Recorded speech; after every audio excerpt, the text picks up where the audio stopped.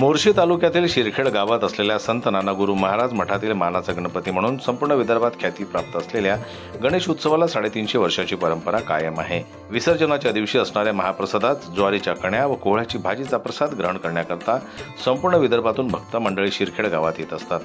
संत नानागुरु महाराज यांच्या देवस्थानातील गणपती उत्सव अतिशय विधियुक्त पद्धतीने साजरा करण्यात येत असून गणेश चतुर्थीला स्थापन झालेल्या गणेशाची दिनांक 8 सप्टेंबर रोजी विसर्जनक मिरवणूक निघणार असून त्याच दिवशी ज्वारीच्या कण्या व कोहळ्याच्या भाजी असा प्रसाद घेण्याकरता मोठ्या प्रमाणात भक्त मंडळी शिरखेड गावात दाखल होणार आहेत।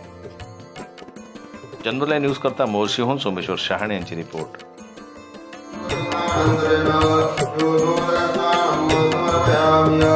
गंगे जय यमुने जय गोदावरी नर्मदे सिंधु कावेरी